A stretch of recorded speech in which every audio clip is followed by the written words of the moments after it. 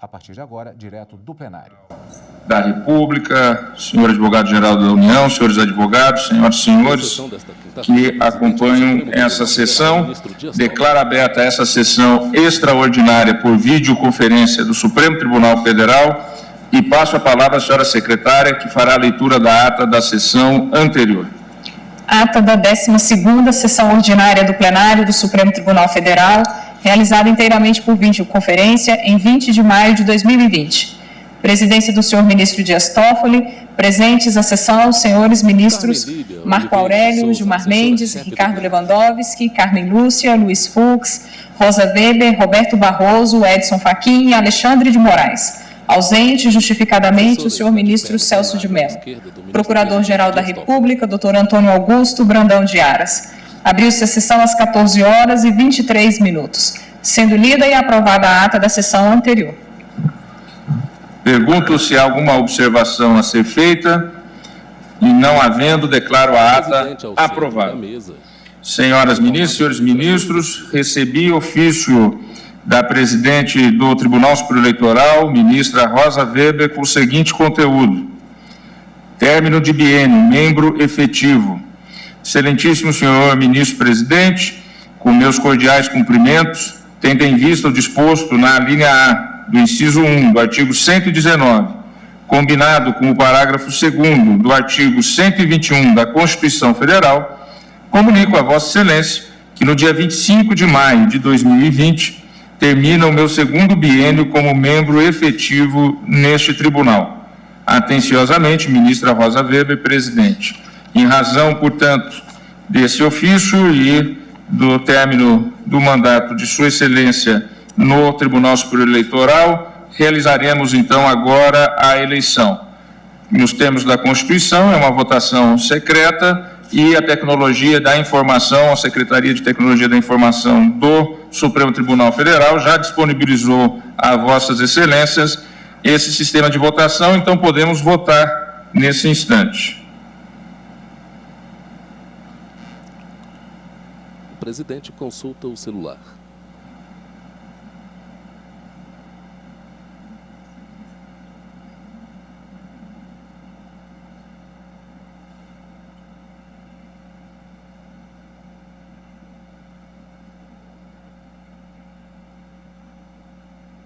O ministro veste uma toga preta, espécie de uma capa sobre os ombros.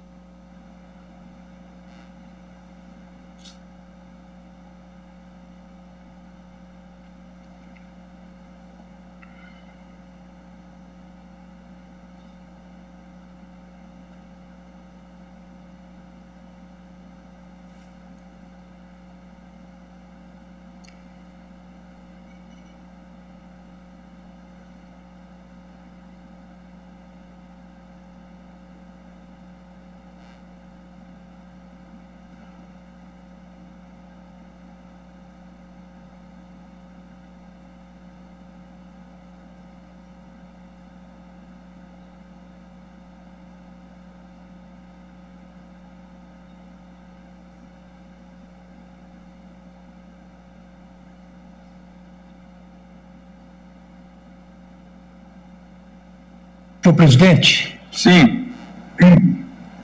O sistema não está aceitando um novo voto meu. Eu peço a Vossa Excelência que compute o voto que eu anteriormente proferi. Está no sistema. Pois não. Nós havíamos feito uma simulação anterior. Sim. Então, todos já votaram. Eu proclamo, então, o resultado. Ministro Alexandre de Moraes, 9 votos. Ministro Marco Aurélio, 1 voto. Então, declaro eleito para o biênio de 26 de maio de 2020 a 26 de maio de 2022, o ministro Alexandre de Moraes para o cargo de membro efetivo do Tribunal Superior Eleitoral.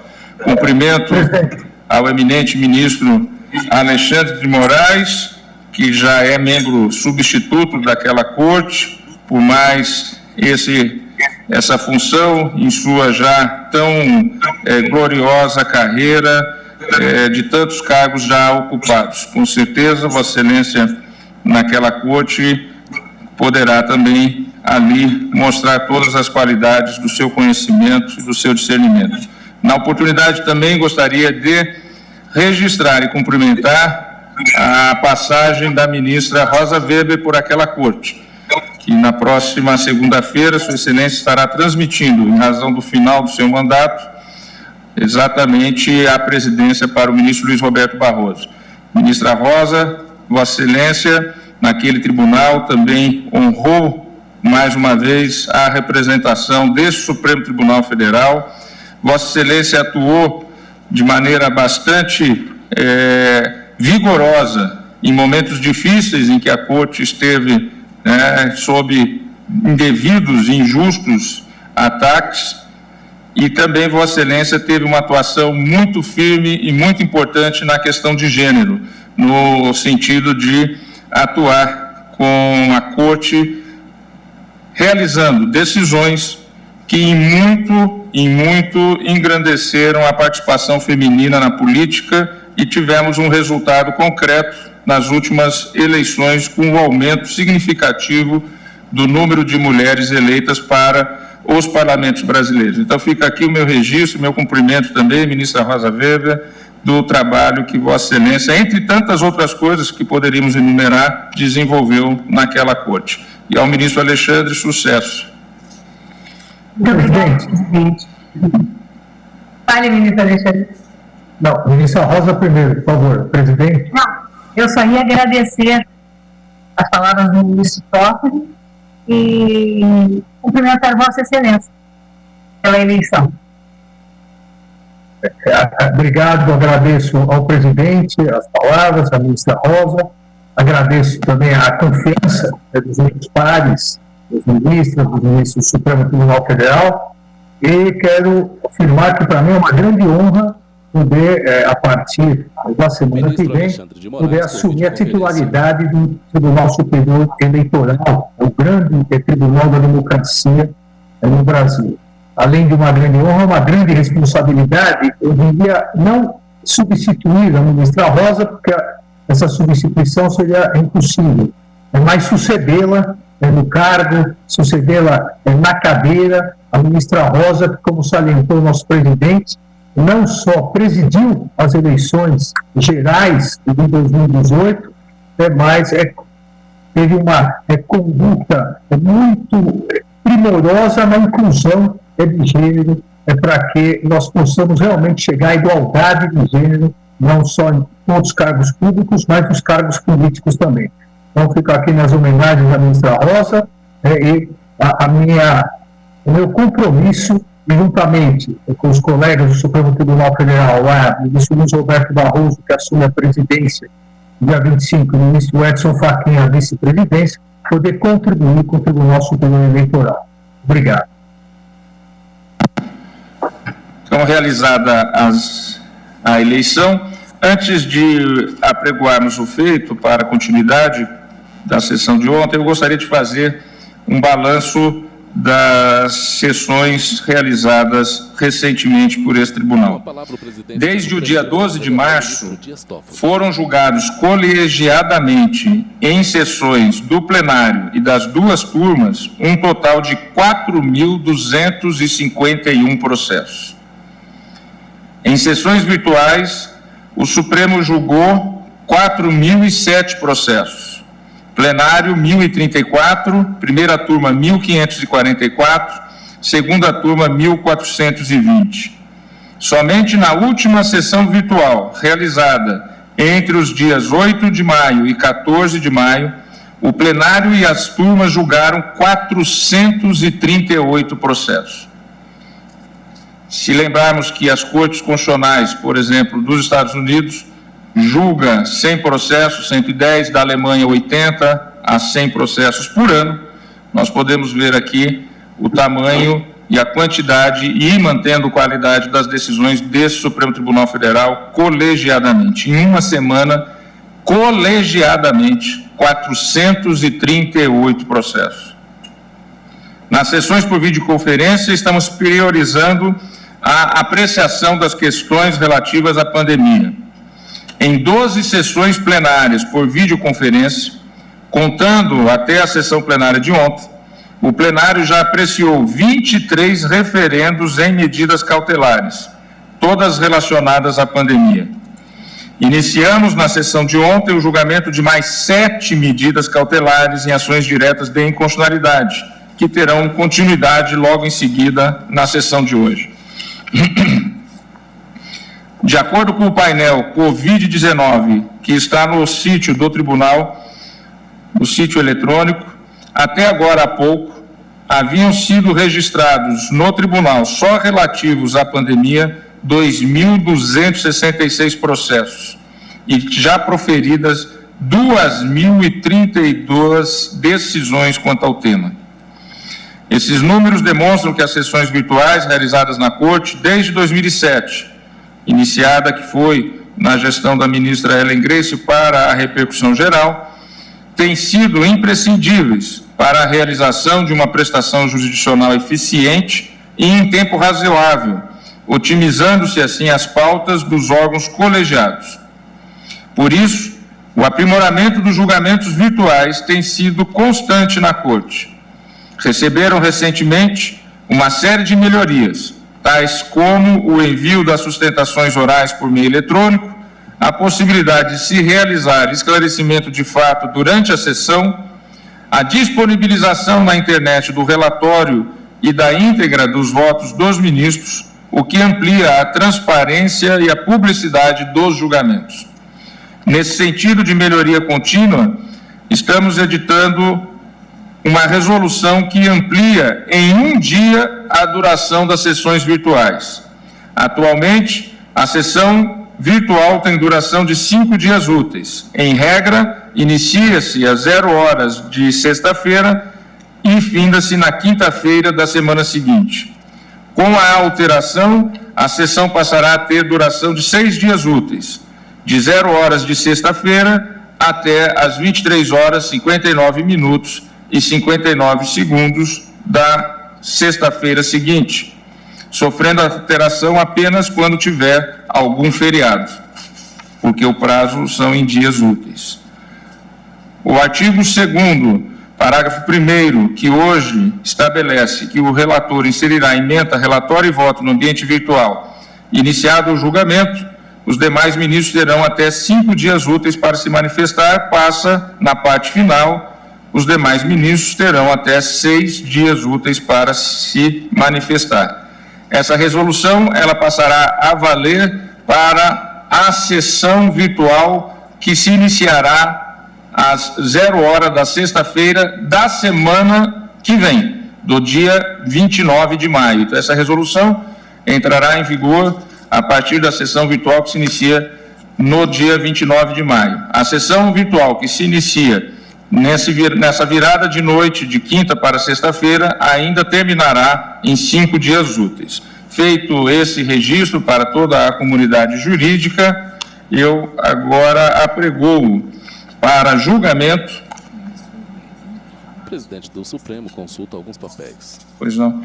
A senhora secretária informa que o advogado-geral pediu a palavra para se manifestar sobre a... Pois não, doutor Levi?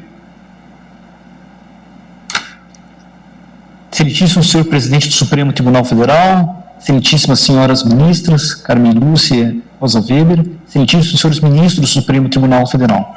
Antes de mais nada, excelentíssimo senhor presidente, parabéns pelos números que Vossa Excelência teve a oportunidade de expor para toda a comunidade neste momento. Parabéns a Vossa Excelência, parabéns à Corte.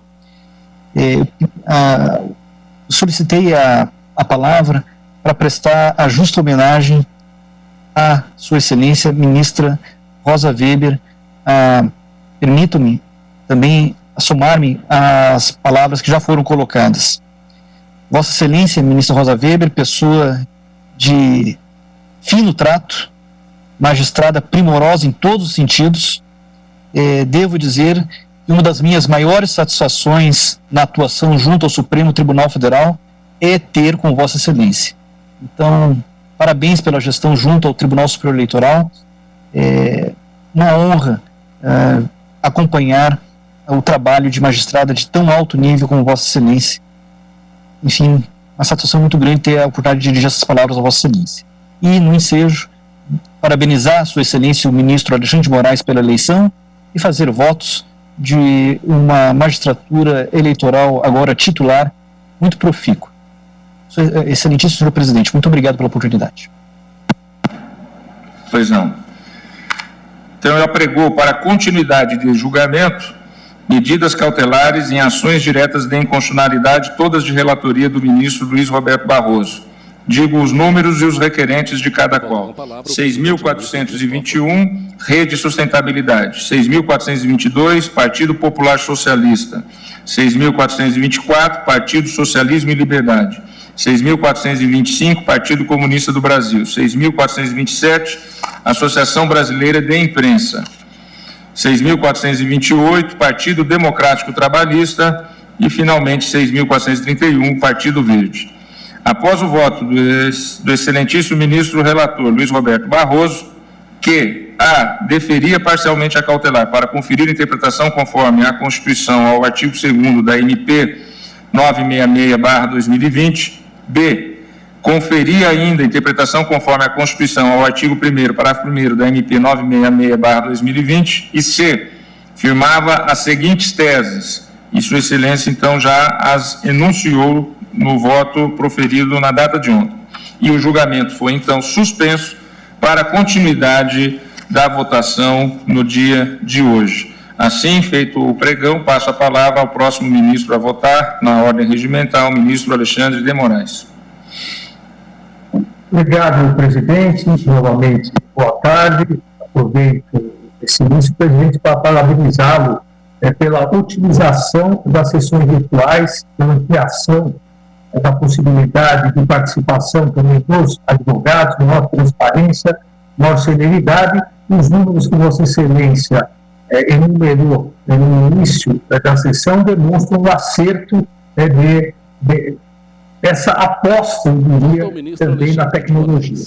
Cumprimento a ministra Carmen, a ministra Rosa novamente, todos os ministros do Supremo Tribunal Federal, o vice-procurador-geral, doutor Humberto Jacques Medeiros, e cumprimento também o professor José Levi, do Amaral Júnior, advogado-geral da União, cumprimentando pela sustentação oral, agradecendo pelos votos, e também cumprimentando pelas sustentações orais, doutor Paulo Machado Guimarães, doutor André Maione e o doutor Bruno Gonçalves. Também, presidente, eu poderia deixar de cumprimentar, fazer um cumprimento especial, o ministro relator, o ministro Luiz Roberto Barroso, que não só nos trouxe os argumentos jurídicos, mas também argumentos econômicos, argumentos de saúde pública, ou seja, possibilitou que o plenário tivesse uma visão ampla do que tratado ontem, e que nós encerraremos hoje a análise dessas 7 ações diretas de inconstitucionalidade, essas 7 análises de medidas cautelares e ação direta de inconstitucionalidade. Rememoro aqui que um brevíssimo resumo que as 7 ações diretas somadas todas têm por objeto a medida provisória 966 de 2020, o artigo 28 do Decreto-Lei ministro Alexandre de Moraes 4.657, a lei de introdução às normas do direito brasileiro, com a redação dada pela Lei 13.655, de 2018, e ainda artigos 12 e 14 do Decreto 9.830, de 2019, que regulamentaram a Lei de Introdução às Normas do Direito Brasileiro. Em especial, a medida provisória 966 dispõe sobre a responsabilização de agentes públicos, por ação e omissão pertinentes a atos relacionados com a pandemia Covid-19. O artigo 28, já citado de uma forma mais ampla, analisa a responsabilidade geral do agente público por decisões ou opiniões técnicas e é regulamentado pelo citado decreto. As alegações principais, que também foram relatadas pelo ministro Roberto Barroso, As alegações principais dos requerentes bem detalhadas. Em primeiro lugar, uma inconstitucionalidade formal. Haveria ausência aqui de relevância e urgência requisitos exigidos no artigo 62 para a edição de medidas provisórias. No tocante à inconstitucionalidade material, os diversos autores apontam que a Constituição exige tão somente culpa ou dolo para a configuração da responsabilidade, ao passo que o erro grosseiro limitaria essas hipóteses constitucionais previstas para a responsabilização. Apontam também que, de acordo com o princípio republicano, as autoridades públicas que lidam com bens coletivos devem sujeitar-se à responsabilidade mais reforçada e que a norma minimizaria a responsabilidade dos agentes por danos financeiros decorrentes de atos de improbidade. Há também alusão à questão da indenização em caso de dano, ao ferimento dos artigos 5, inciso 5, 10, 24, 25 e 75, bem como a garantia de inafastabilidade na jurisdição, separação de poderes ao devido processo legal e autonomia dos entes federativos. E, por fim, em virtude, dizem os requerentes, da gravidade do tema, durante o agravamento da pandemia, haveria necessidade da concessão da medida cautelar para afastar ou suspender a eficácia integral da medida. Feito esse relatório, presidente, ministros, eu inicio aqui, assim como fez o ministro relator, delimitando o objeto e o alcance da decisão.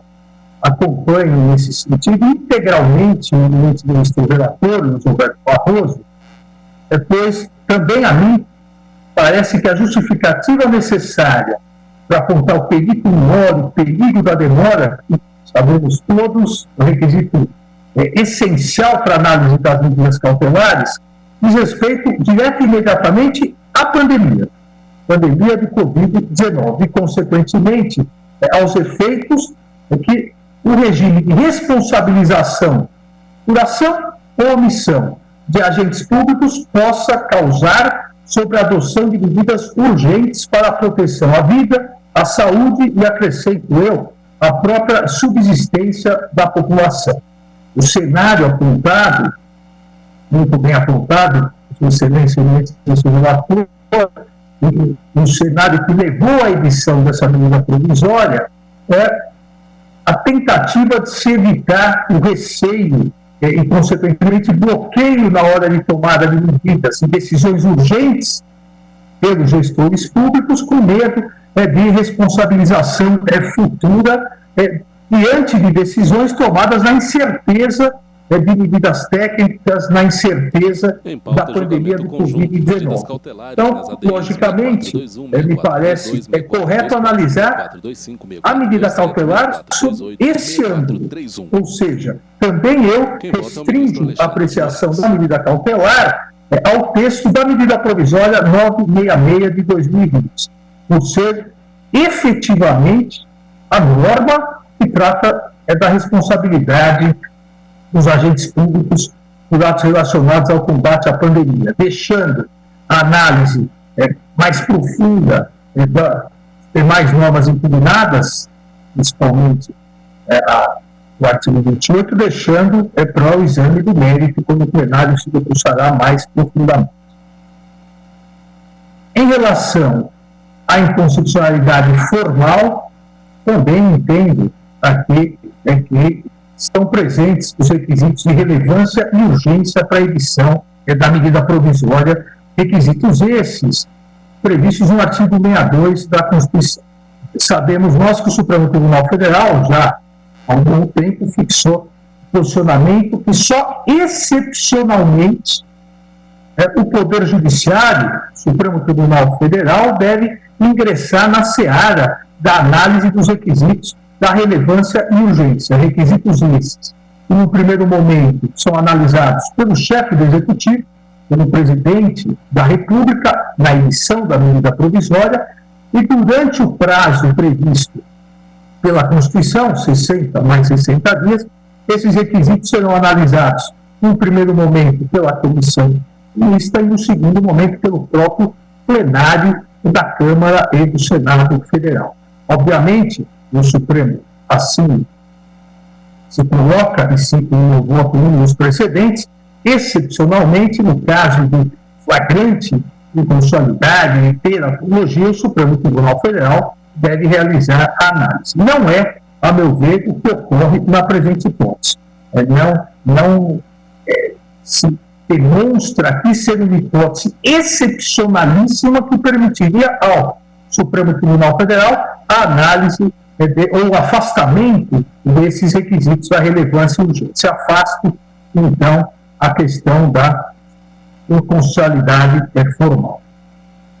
No tocante às inconstitucionalidades materiais apontadas, eu inicio a análise da matéria recordando que a regra da República é a possibilidade plena de responsabilização dos agentes públicos. Essa regra, seja em virtude do próprio princípio republicano inserido na Constituição, seja em virtude de regras específicas também no texto constitucional, determinam a regra é a responsabilização. Excepcionalmente, há a possibilidade de excludentes de responsabilidade. E volto a insistir. Isso deriva tanto da questão principiológica da Constituição, o princípio republicano, a própria ideia de república, quanto de regras específicas. E cito aqui o artigo 70 e 71 da Constituição Federal, que prevê a fiscalização e responsabilização de agentes públicos perante o Congresso Nacional pelos tribunais de contas, e cito o artigo 37 da Constituição, que traz regras aplicáveis, princípios, preceitos e regras aplicáveis a toda a administração pública no âmbito dos 3 poderes e dos 3 níveis de federação. Esses artigos, tanto o 70, 71 quanto o artigo 37, especialmente, são os artigos que estabelecem, ao meu ver, os limites e amplitude da responsabilidade dos agentes públicos na República. Em especial no artigo 37, parágrafo 3º, inciso 3, parágrafo 4º, parágrafos 4º, 5º e 6º, estabelecem, a meu ver, parâmetros mínimos e obrigatórios a serem respeitados pelo legislador na edição das leis referentes à responsabilização dos agentes públicos, e aqui, se os parâmetros devem ser respeitados pelo legislador, excepcionalmente, esse legislador é o próprio presidente da República, na edição de medidas provisórias, também a ele esses parâmetros se lhe apresentam, e também são obrigatórios no exercício da função interpretativa do Poder Judiciário, que deve levar em conta esses verdadeiros vetores de interpretação em relação a essa matéria. Responsabilização ou responsabilidade, lato sensu, dos agentes públicos na República, de acordo com a Constituição. Obviamente, isso já foi muito bem detalhado pelo ministro relator, afastada aqui a questão da responsabilidade penal, que não consta na medida provisória 966 de 2020, nem poderia constar, como bem recordou o professor Levi, advogado-geral da União, pois a expressa vedação constitucional para matéria penal, edição de medidas provisórias em matéria penal, então, afastada essa análise, identifico aqui, para solucionar a questão, a análise da medida provisória, identifico 4 vetores constitucionais obrigatórios em relação à responsabilização dos agentes públicos. Com maior ou menor discricionariedade, o legislador, o próprio presidente, na adoção de medidas provisórias, deve segui-los, mas são 4 vetores, a meu ver, constitucionais obrigatórios nessa matéria de responsabilização de agentes públicos. O primeiro deles deriva do artigo 70 e 71 da Constituição. Se nós formos aos artigos 70 e 71 da Constituição, nós vamos verificar que a possibilidade de fiscalização e consequente responsabilização de agentes públicos pelo gasto do dinheiro público, pela utilização da res pública, nesses artigos 70 e 71 tem substrato constitucional. O artigo 70 diz: a fiscalização contábil, financeira, orçamentária, operacional e patrimonial da União e das entidades de administração direta e indireta, quanto à legalidade, legitimidade, economicidade, aplicação, renúncia, será feita pelo Congresso Nacional, mediante controle externo e pelos sistemas de cada poder, um dos poderes. Mas vai mais, o artigo 71 é específico, é cirúrgico, quando diz, e aqui o que leio em relação à União, o artigo 75 manda aplicar em relação aos estados e municípios pelos tribunais de contas estaduais, e no caso de São Paulo, município de São Paulo e Rio de Janeiro, pelos ainda existentes e remanescentes da ordem constitucional anterior, tribunais de contas municipais de São Paulo e Rio de Janeiro. O controle externo a cargo do Congresso Nacional será exercido com auxílio do Tribunal de Contas da União, ao qual compete apreciar contas prestadas, mas, inciso segundo, julgar as contas dos administradores e demais responsáveis por dinheiros, bens e valores públicos da administração direta e indireta, incluindo as fundações e sociedades instituídas e mantidas pelo poder público, e as contas daqueles que deram causa a perda, extravio ou outra irregularidade. E, durante a disciplina do artigo 71, prevê a possibilidade de instrumentalização dessa função. Então, aqui, esse primeiro vetor constitucional obrigatório na matéria de responsabilização me faz entender que a medida provisória 966 de 2020 não se refere, não se aplica a essa forma de fiscalização do Tribunal de Contas. As previsões de responsabilidade civil e administrativa do artigo 1º da Constituição, elas excluem, por ter substrato eminentemente constitucional, a atuação do Tribunal de Contas previsto no artigo 71, com relação à União, e por extensão do artigo 75, previsto para os estados e municípios. Então, essa simetria também é aplicada aos estados, tribunais de contas estaduais, aos dois municípios. E por que já coloco expressamente a exclusão desse primeiro vetor obrigatório de aplicação na questão de responsabilização? Porque o artigo 1º da medida provisória diz: os agentes públicos somente poderão ser responsabilizados na esfera civil e administrativa, podendo, eventualmente, aqui, somente, podendo causar uma insegurança jurídica em relação a essa fiscalização exercida pelos tribunais de contas. Então, já exclui a fiscalização existente dos tribunais de contas.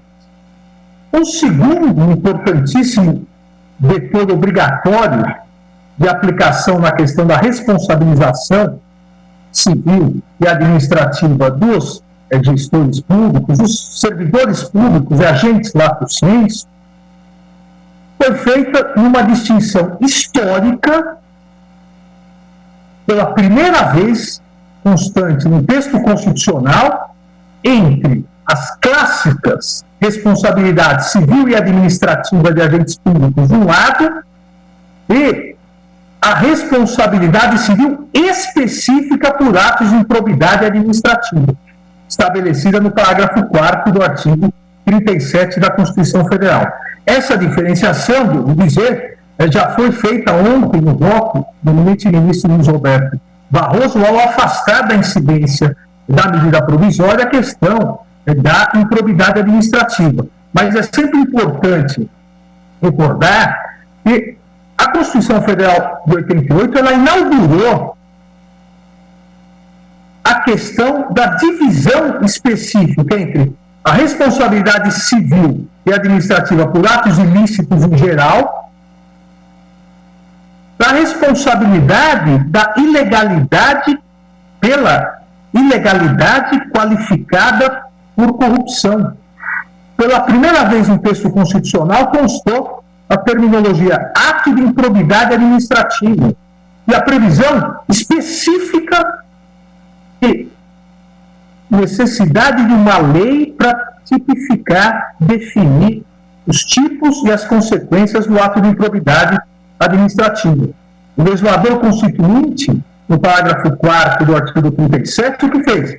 Aperfeiçoou o combate à corrupção no serviço público. Essa foi, não tenho nenhuma dúvida, uma grande preocupação, uma acertada preocupação do legislador constituinte ao estabelecer, não só no artigo 37 inteiro, verdadeiros códigos de conduta à administração pública e seus agentes, mas prevendo especificamente a possibilidade de responsabilização e aplicação de gravíssimas sanções pela prática do quê?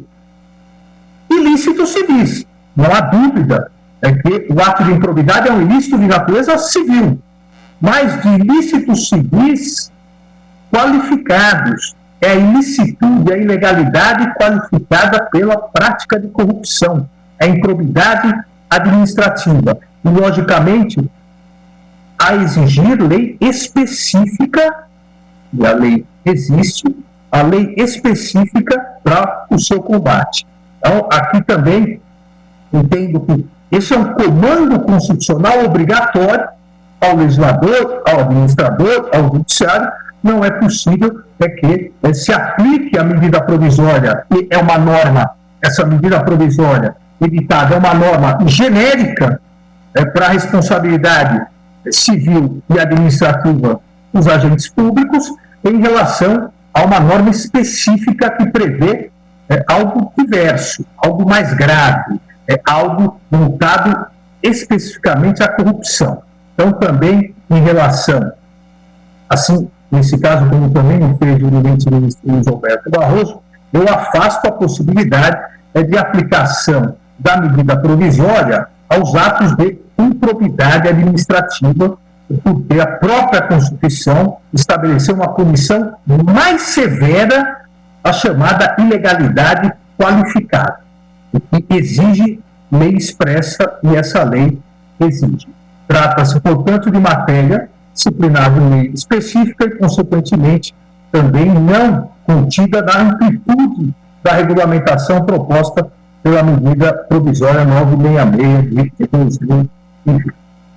Há aqui também um terceiro, outro vetor funcional obrigatório na regulamentação e interpretação da responsabilidade civil e administrativa, que diz respeito ao artigo 37, parágrafo 6º. E na sustentação oral, foi dito, se não me engano, o próprio advogado da União, que não é disso que se trata a medida provisória, a questão do direito de regresso da responsabilidade objetiva da União, do poder público. A Constituição Federal prevê um avanço também em relação às disciplinas constitucionais anteriores, que as pessoas jurídicas de direito público e as de direito privado, prestadoras de serviços públicos, responderão pelos danos que seus agentes, nessa qualidade, causarem a terceiros. Teoria do risco administrativo, assegurando o direito de regresso contra o responsável nos casos de dolo ou culpa. Assim, há esse vetor obrigatório funcional de que a responsabilidade é objetiva, teoria do risco administrativo, em relação ao ente, assegurando a responsabilidade ou o direito de regresso por responsabilidade subjetiva, nesse caso, nos casos de dolo ou culpa, como já assentado, e cito no voto, mas não quero cansá-los, como assentado em diversos julgamentos dessa corte. E o quarto vetor constitucional obrigatório, me parece que é a isso que se refere a medida provisória, o quarto vetor constitucional obrigatório é uma previsão genérica, vejam, além do princípio republicano, que, como regra, determina que todos devem ser responsabilizados na República, os agentes públicos, há uma previsão genérica no parágrafo 5º do artigo 37 que exige a edição de lei que estabeleça prazos de prescrição para ilícitos praticados por qualquer agente.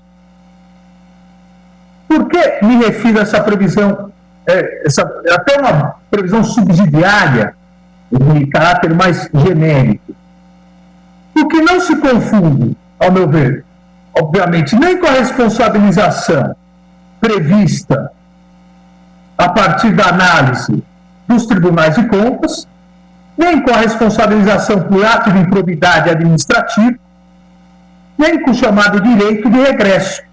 Aqui é a exigência que a Constituição faz para que haja uma disciplina de responsabilização civil e administrativa relacionadas às próprias condutas omissivas ou omissivas do servidor público. Então, o servidor público que pratica atos ilegais que não chegam a constituir eventualmente improbidade administrativa, mas são ilícitos, acarretam prejuízos, ele deve responder, e também pessoalmente.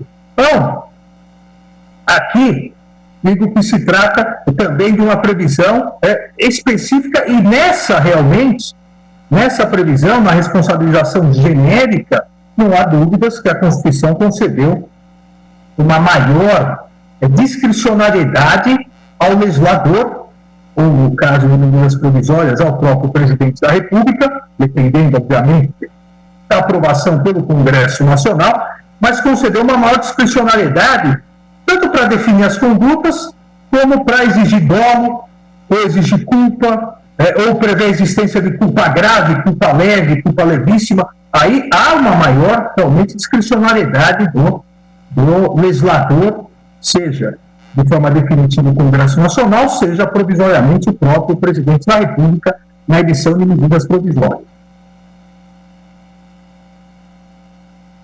Com base, por isso, a questão de citar esses 4 vetores obrigatórios, a meu ver, na matéria de responsabilidade de agentes públicos na República perante a Constituição Federal, com base nesses 4 vetores, eu concluo aqui a análise da concessão da medida liminar. Concluo no sentido, e peço vênia ao eminente ministro relator, porque vou um pouco mais além na concessão da medida liminar. Eu não diria nem propriamente uma divergência, porque, principalmente num dos pontos, Sua Excelência, o eminente ministro relator, fundamentou da mesma maneira, ou de maneira muito semelhante com a que faço agora. Mas entendo que, por uma questão de segurança jurídica, há necessidade de uma suspensão específica.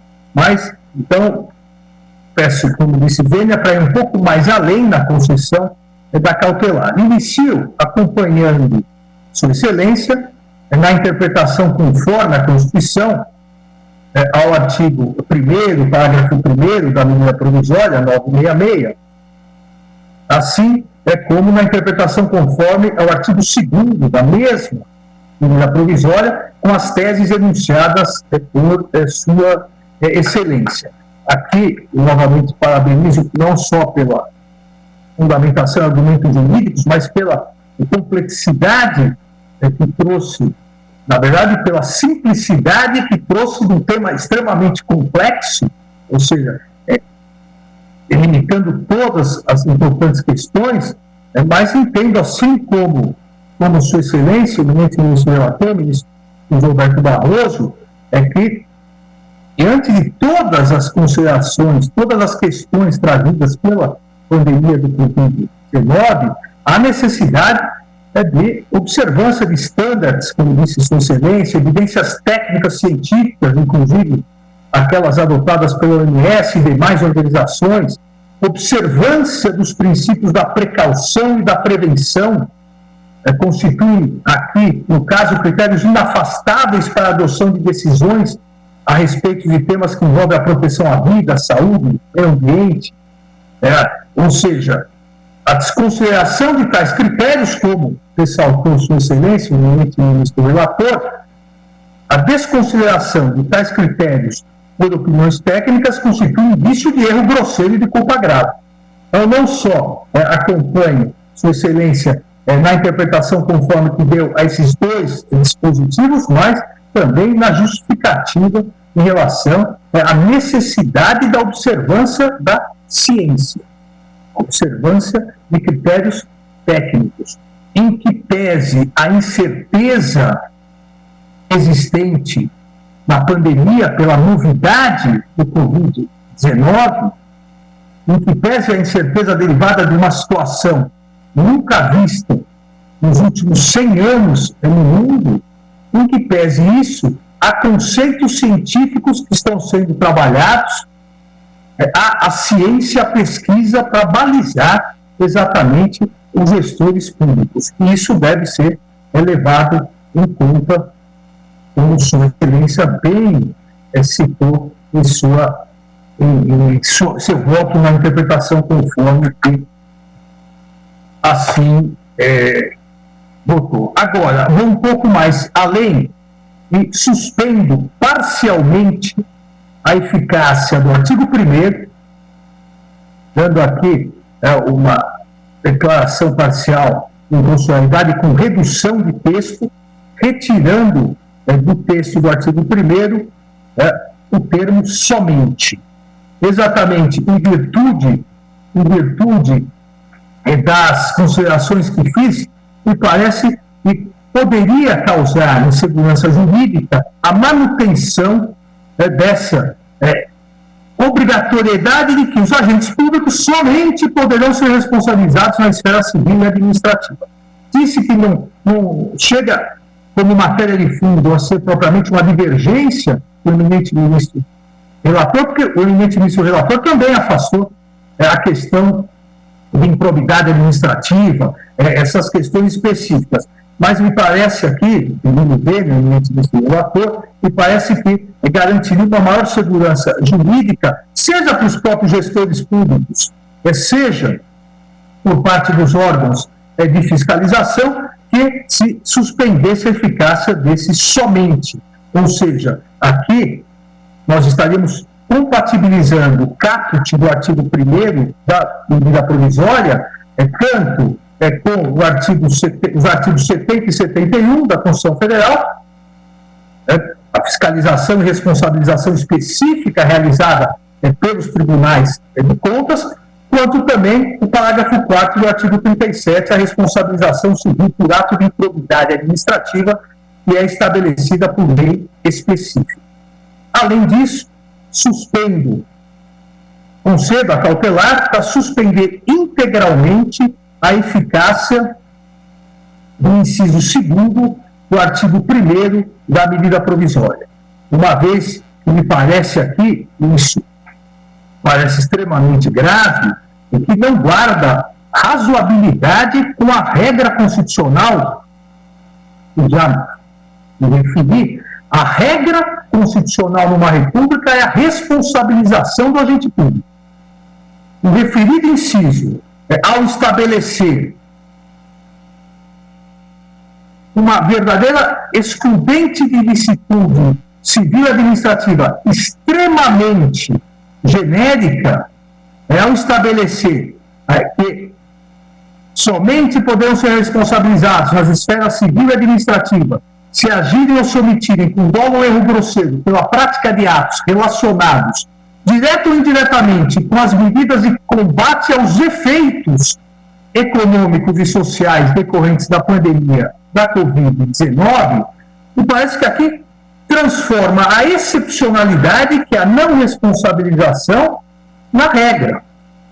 O inciso 1º já prevê essa forma diferenciada de responsabilização, as medidas e atos que, direta ou indiretamente, tenham relação com medidas para o enfrentamento da emergência de saúde pública decorrente da pandemia.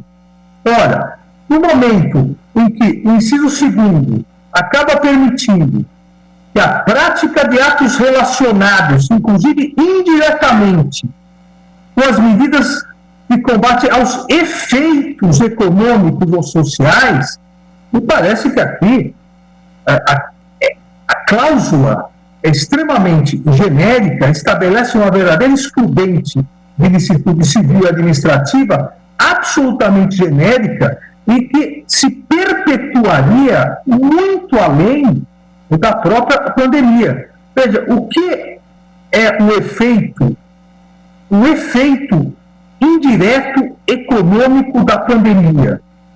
Com certeza haverá um efeito indireto econômico da pandemia que durará 2, 3, 4, 10 anos, uma década. Como apurar a responsabilização em relação a isso? Essa cláusula do inciso 2º é extremamente aberta, não guardando, a meu ver, razoabilidade em virtude da ausência de proporcionalidade, em virtude da ausência de adequação e da própria prudência em se manter a regra de responsabilização, o que vai tanto de efeitos econômicos, efeitos econômicos indiretos, sem uma maior especificação, quanto de efeitos sociais. Ou seja, isso pode vir a justificar tanto medidas relacionadas a planos econômicos, quanto medidas relacionadas à segurança pública, pelos efeitos sociais causados. Nós estaríamos aqui a permitir uma cláusula tão aberta e que se perpetuaria ao longo dos anos, que, ao meu ver, volto a dizer, todo respeito às posições de contrário, inverteria a ordem, inverteria a lógica, o que é regra, é a responsabilização, nós transformaríamos em exceção, porque tudo, sejamos aqui, um pensamento lógico, a partir de agora, nos próximos anos, todas as medidas terão alguma ligação, terão algum nexo com os efeitos gerados pela pandemia. O mundo hoje só toma medidas relacionadas à pandemia.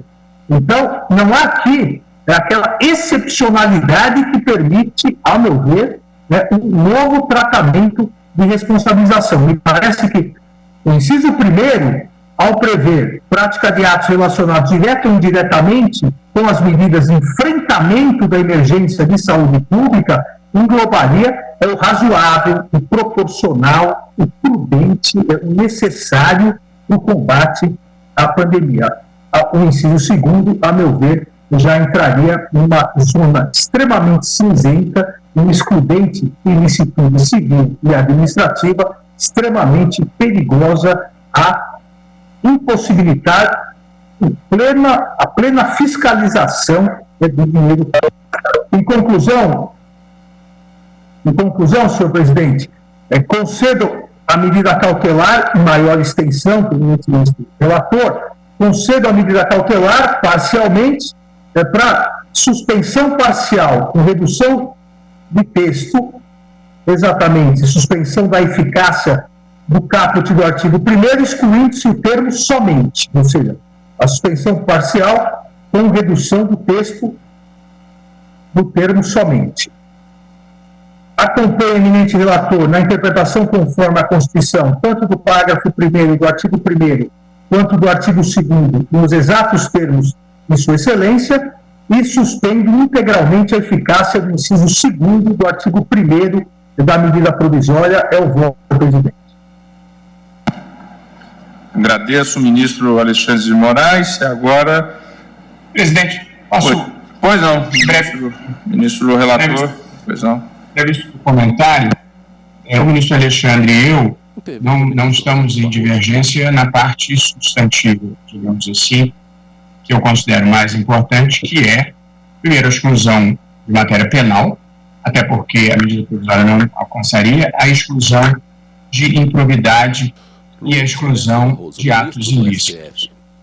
Nós temos uma pequena divergência relativamente ao inciso 2, que fala do combate aos efeitos econômicos e sociais decorrentes da pandemia. Eu, no meu voto, me concentrei nas questões associadas ao direito à vida e à saúde pública. Daí ter assentado aquelas teses.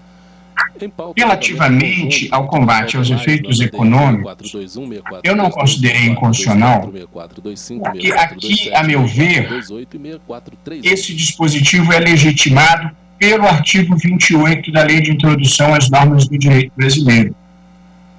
O que diz o artigo 28 da Lei de Introdução às Normas do Direito Brasileiro? O agente público responderá pessoalmente por suas decisões ou opiniões técnicas em caso de dolo ou erro grosseiro. Responderá pessoalmente. Portanto, o ente público, a União, o Estado e o município, continuam respondendo objetivamente, seja culpa ou não culpa, mas o agente público só responde pessoalmente por dolo ou erro grosseiro.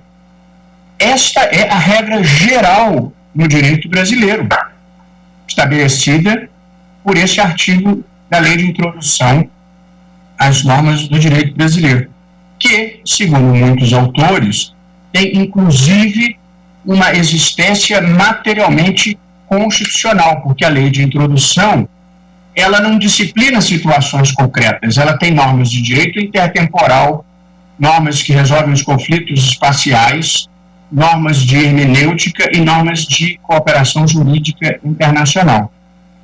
A regra do inciso 2, a meu ver, reproduz o artigo 28, para dizer que exige-se dolo ou erro grosseiro. A preocupação desse dispositivo do artigo 28, eu acompanhei um pouco a elaboração dessa lei, feita por ilustres juristas, foi um pouco proteger o administrador idôneo, que muitas vezes tem que tomar decisões em situações de indefinição, em situações complexas. O que acontece no mundo real? Pessoas honestas e idôneas deixam o poder público e respondem por anos a fio a dezenas de ações populares e ações civis. Por vai para a gente, que eu conheço de sabença própria, ainda do meu tempo de advocacia, o ex-ministro da Fazenda, Pedro Malan, respondeu a diversas ações, o ex-presidente do Banco Central, Arminio Fraga, respondeu a diversas ações, Gustavo Franco respondeu a diversas ações.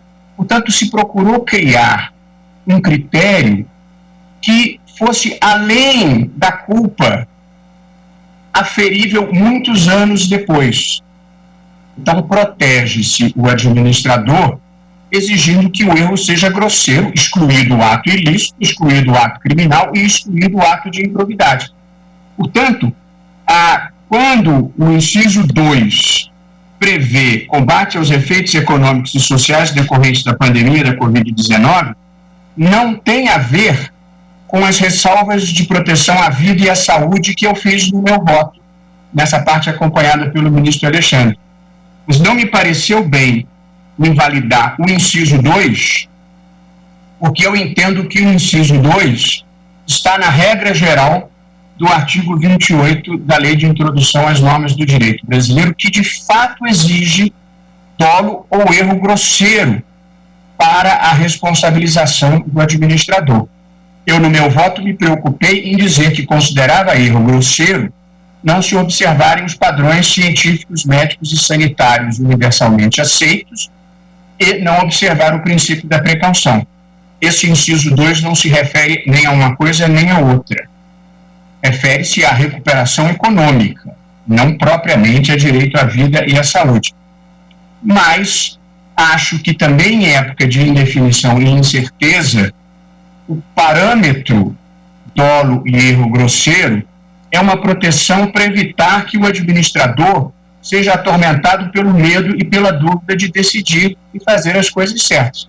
Portanto, se ele superfaturar ou se ele cometer erros inaceitáveis, ele continua responsável.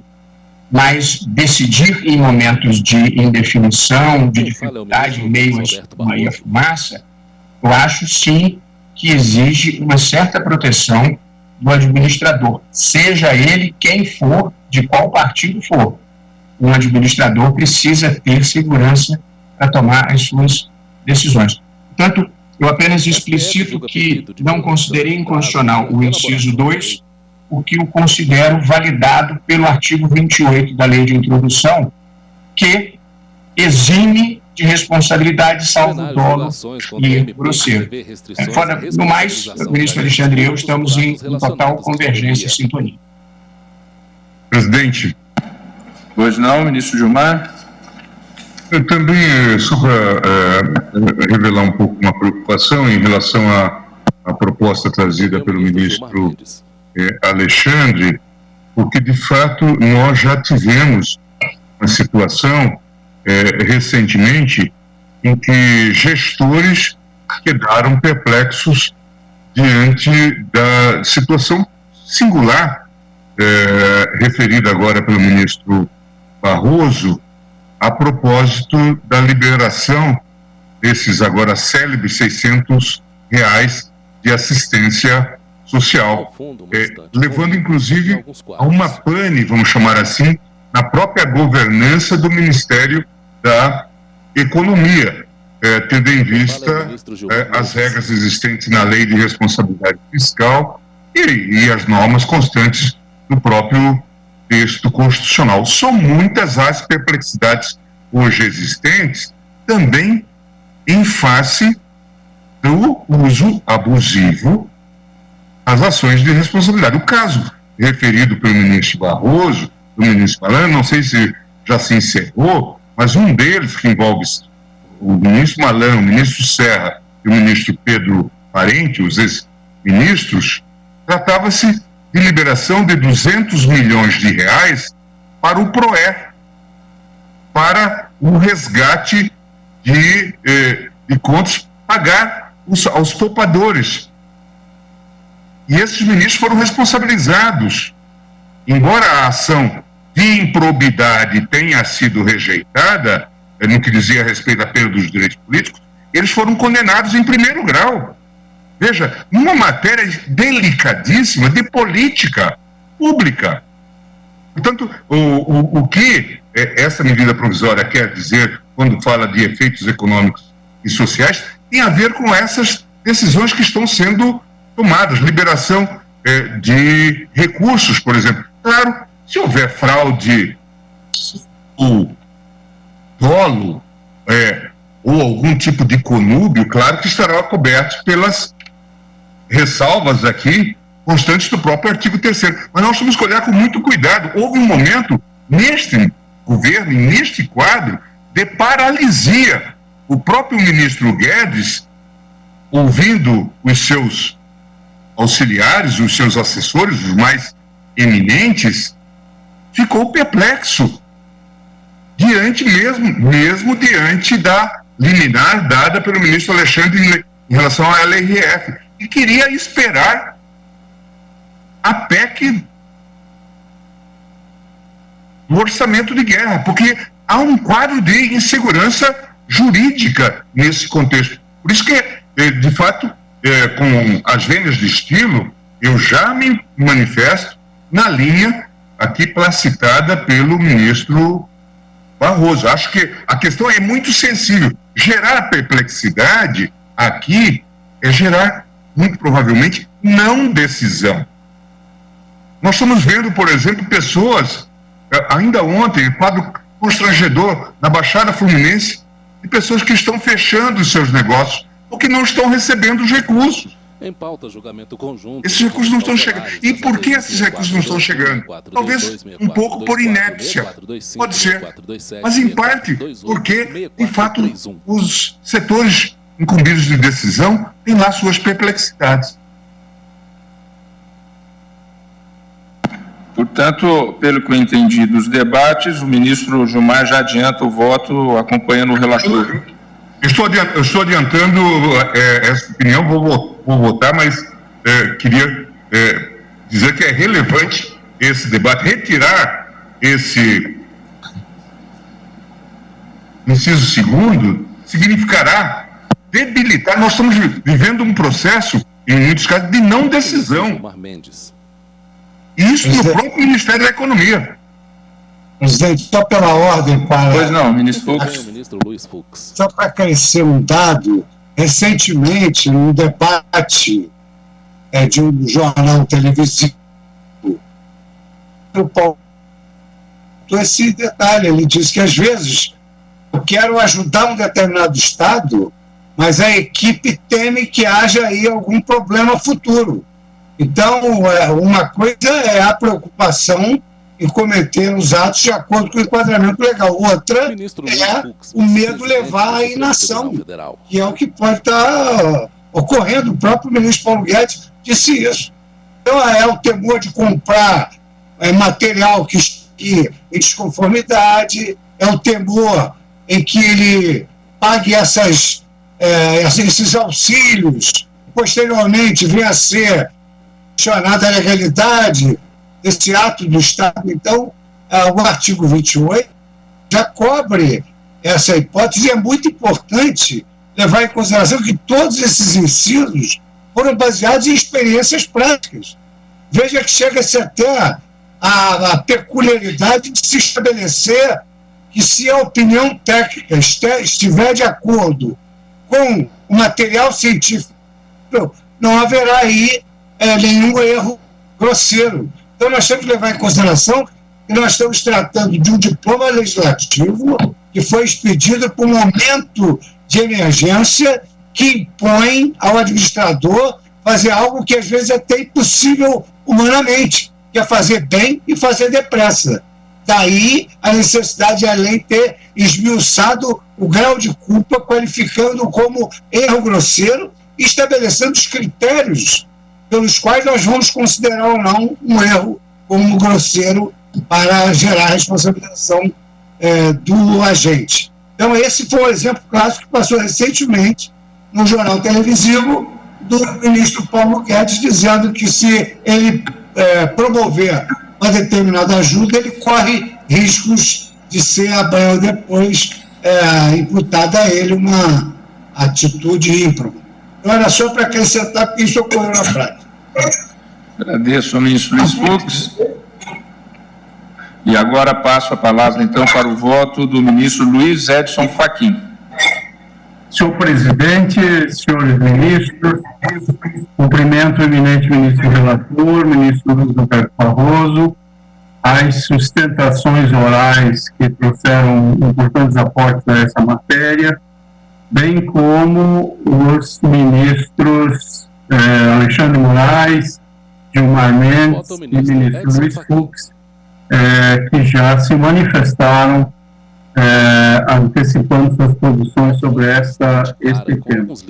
Eu vou juntar uma declaração de voto alongada, senhor presidente, mas para propiciar uma otimização do tempo, vou me referir ao ponto especificamente nesse momento controvertido, porque creio não há controvérsia sobre a incidência, o sentido e alcance do artigo 28 da Lei de Introdução às Normas do Direito Brasileiro, nem a incidência da Lei de Improbidade Administrativa, nem a incidência das regras de direito penal, que não são afastadas por essa medida provisória.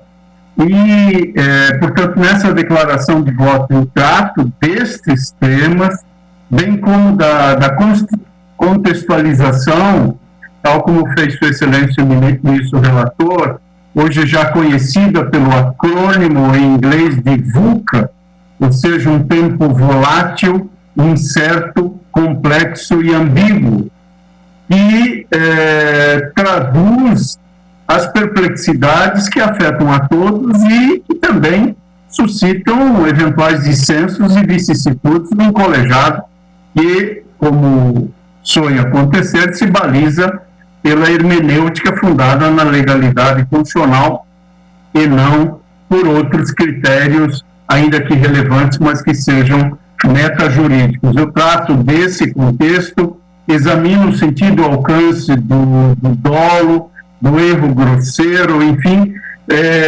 todos esses temas que, a rigor, não demandaram a controvérsia específica que está, em meu modo de ver, no inciso 2 do artigo 1º. E aqui, para externar a minha posição, gostaria de lembrar que, ao final da sessão de ontem, o eminente ministro Ricardo Lewandowski fez uma indagação ao ministro relator. E eu houvera retido em minha memória que, na resposta que Sua Excelência havia dado ao ministro Lewandowski, também estava apontando para um caminho de compreensão da interpretação conforme abrangente do inciso 2, o que talvez suscite alguma controvérsia, mas, de qualquer sorte, não creio que se está diante de uma opção de posições, digamos assim, mais opostas, ou seja, o reconhecimento de uma inconstitucionalidade tout court ou reconhecimento de uma imunidade também aos gestores. Eu creio que essas duas posições extremadas seriam afastadas, e no meu modo de ver são afastadas, por uma interpretação conforme à luz do screening das diretrizes e dos pareceres técnicos, também em relação às medidas atinentes aos efeitos econômicos e sociais. Por isso, na minha declaração de voto, fundada no que eu houvera percebido até ontem, eu estava sugerindo ao eminente ministro relator, antes dele responder ao ministro Ricardo Lewandowski, que estendesse também a interpretação conforme não apenas ao inciso 1º, mas também ao inciso 2º. Ou seja, todas essas preocupações agora externadas pelo ministro Gilmar Mendes, evidentemente que estão cobertas por uma interpretação conforme que leve em conta a opinião técnica da área nesse ambiente da Covid. O que se procura, evidentemente, afastar é também a cláusula de imunidade do gestor. Não, deve levar em conta a opinião técnica. E, portanto, a opinião técnica diante da emergência sanitária, da emergência de saúde que se vivencia. Do que eu pude captar do voto do excelência do ministro relator, esse é o sentido do voto do ministro Luiz Roberto Barroso. E se for esse sentido, eu acompanho o relator e gostaria de ouvir, se o presidente me permitir, o ministro Barroso. Exatamente. Tudo que contrarie o conhecimento convencional, os critérios científicos, os critérios objetivos, está incluído na exceção que abrir por interpretação conforme a Constituição. O que me preocupou, e penso que ao ministro Gilmar, quando fez a intervenção, e ao ministro Luiz Fux, por exemplo, o ministro da Fazenda, da Economia, cogitou de emitir papel moeda para acudir à emergência. Eu, que não sou economista, e isso não é da minha alçada, me arrepio com a ideia de emitir papel, porque associo isso à escalada de inflação. Porém, há algumas decisões puramente técnicas em que você vai ter opiniões legítimas de um lado e de outro. Nesses casos, eu acho que você precisa de um erro grosseiro. Agora, há outras situações em que há conhecimento convencional estabelecido. E aí, refugir a esse conhecimento convencional estabelecido será erro grosseiro. Portanto, acho que isso vai ao encontro da preocupação que Vossa Excelência manifesta. E, nesse sentido, o meu voto e a minha proposição abrange, sim, a inobservância do conhecimento convencional nas matérias. Senhor presidente, eu estou esclarecido pela intervenção do eminente ministro relator e acompanho Sua Excelência integralmente com esse esclarecimento. É como voto. Agradeço ao ministro Luiz Edson Fachin e agora, para o seu voto, passo a palavra à eminente ministra Rosa Weber.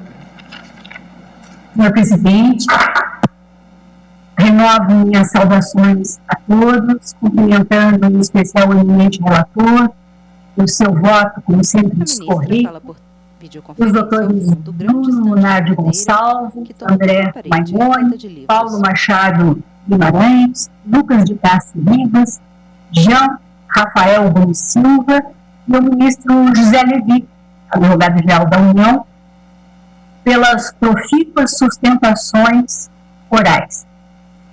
Agradeço ainda ao doutor José Negri as generosas palavras, né, dizendo, como disse hoje na minha última sessão jurisdicional no TSE, presidir o Tribunal da Democracia constitui uma honra inexcedível para mim. Cumprimento também, com muita efusão, o vice-procurador-geral da República, Dr. Humberto Jacques.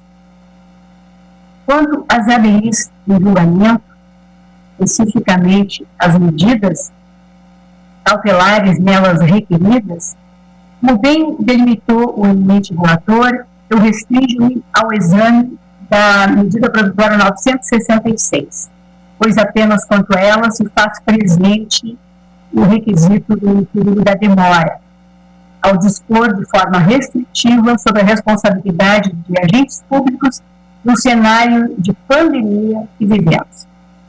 Tenho um voto escrito que juntarei aos autos, mas vou me permitir fazer alguns destaques que levam à minha conclusão.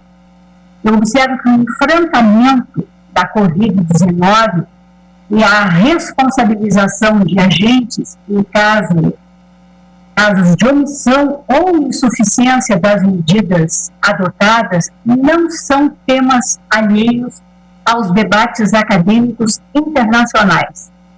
Refiro-me por todos, no âmbito da Associação Internacional de Direito Constitucional, artigo do professor grego Antônios Kourotakis, quanto às formas de instigar o executivo, quando omisso, a assumir a responsabilidade imprescindível em um momento de emergência.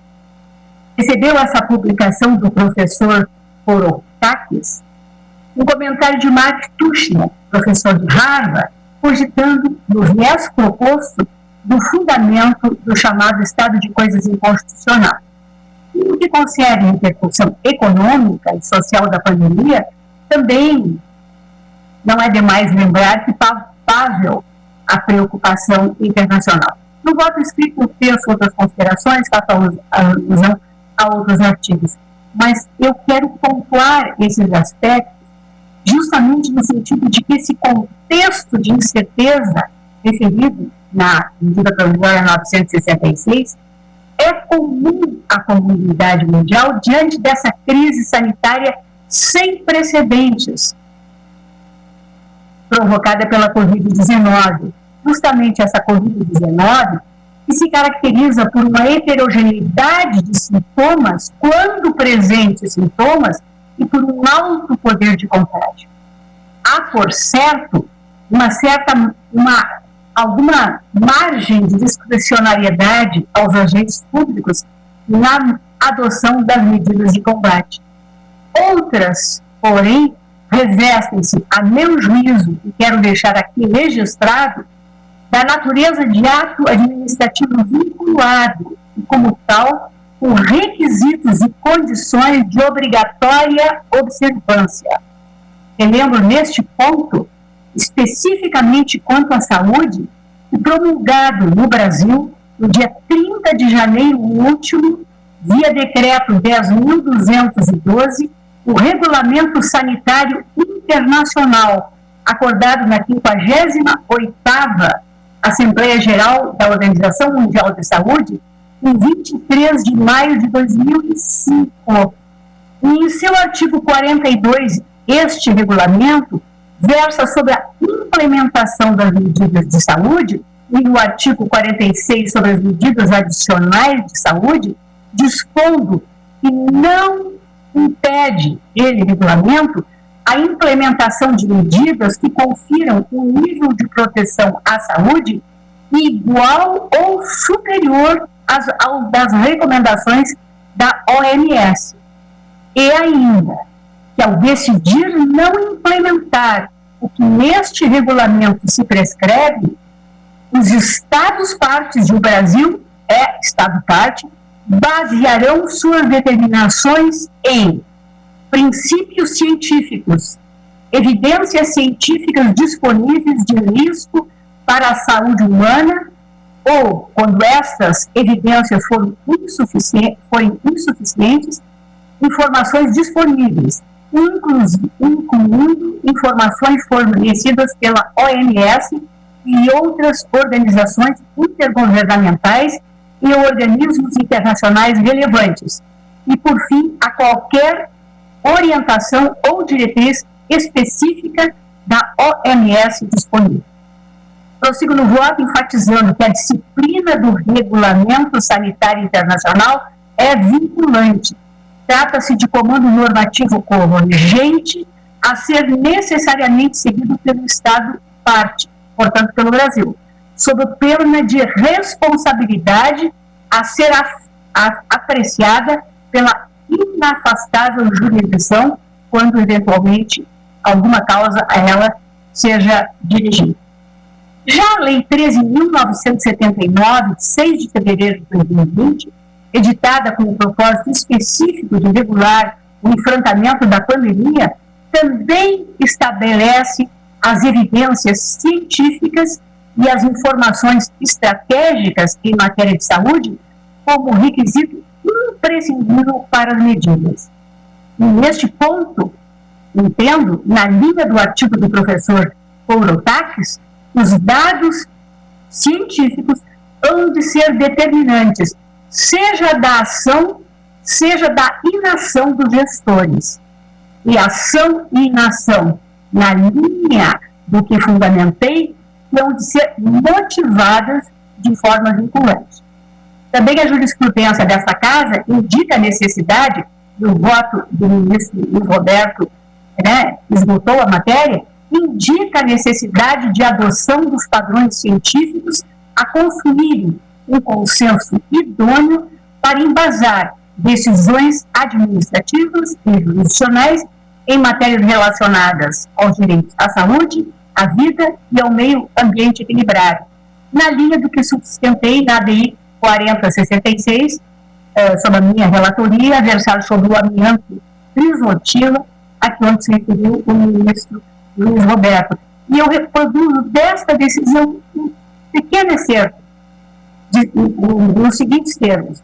Pode-se dizer que a tarefa da Corte, nossa, de caráter normativo, há de se fazer baseada nas conclusões da comunidade científica, cuja natureza é descritiva. É nesse sentido que, ao se debruçar sobre a regra jurídica disciplinadora de fatos, a Corte adota como premissa empírica o conhecimento científico estabelecido sobre eles, considerado o estado da arte no momento do julgamento.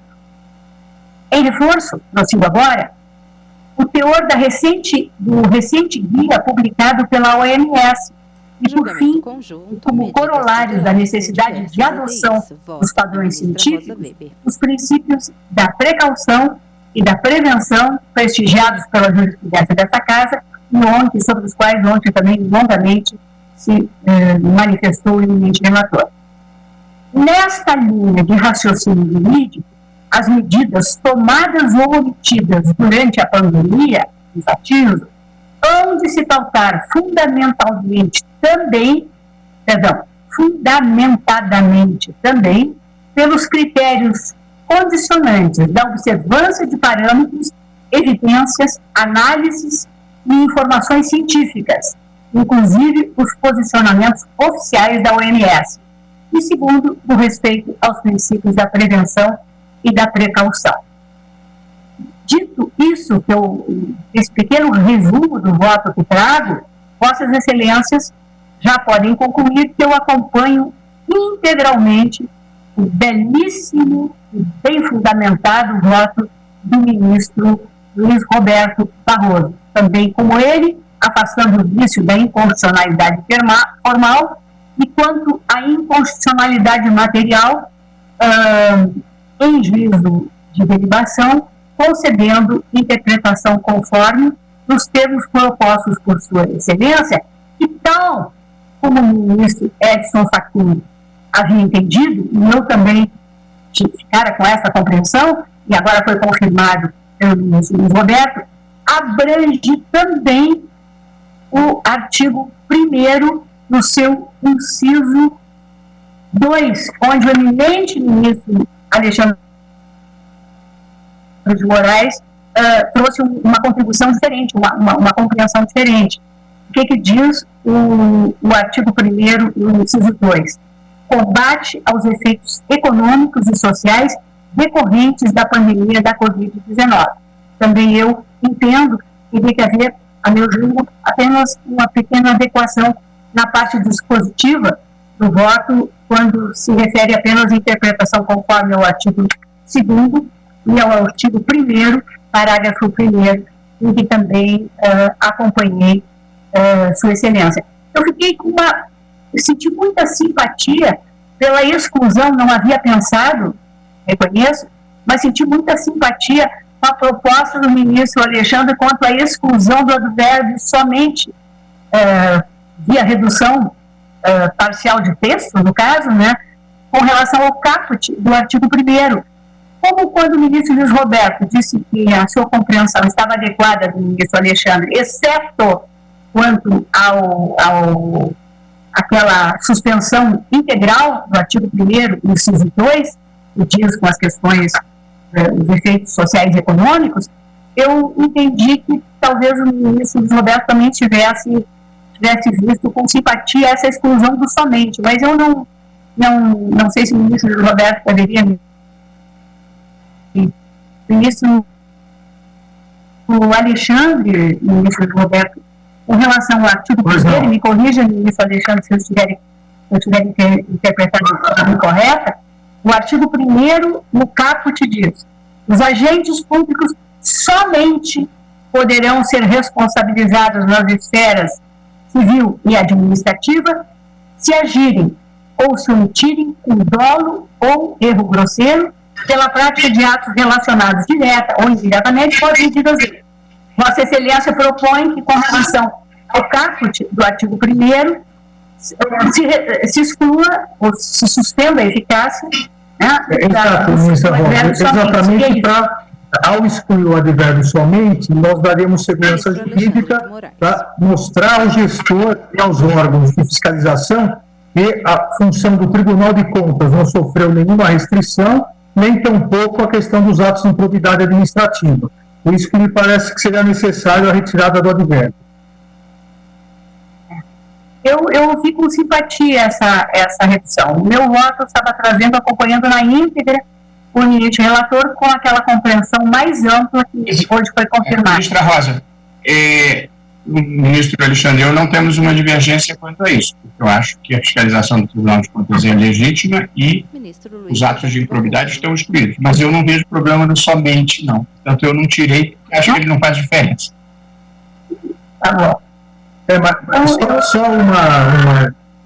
Os próprios tribunais de contas mandaram alguns memoriais dizendo da preocupação em relação a isso. Por isso, talvez fosse importante, mesmo que a maioria não retire, deixar bem claro que não há nenhum obstáculo à fiscalização do. É claro que não está, ministra Rosa, eu fiz questão de deixar, mas eu só observo que o Tribunal de Contas já era contrário até mesmo à LINDB. Já havia manifestação do Tribunal de Contas específica contra o artigo 28 da Lei de Introdução às Normas do Direito Brasileiro. Portanto, o Tribunal de Contas, em relação a essa medida provisória, reproduziu o entendimento que já tinha, contrariamente ao artigo 28. Mas, como disse, eu não acho que o advérbio somente faça a diferença, mas eu explicito no meu voto, e não me incomodo de enfatizar, na linha da preocupação de Vossa Excelência, que as fiscalizações previstas na Constituição e os atos de improbidade não estão excluídos. Senhor presidente, eu agradeço. Eu estou acompanhando o eminente relator. Então, pelo que eu entendi, a ministra Rosa acompanha na íntegra o voto do relator. Eu vou suspender a sessão por 20 minutos. Retomamos às 16h25.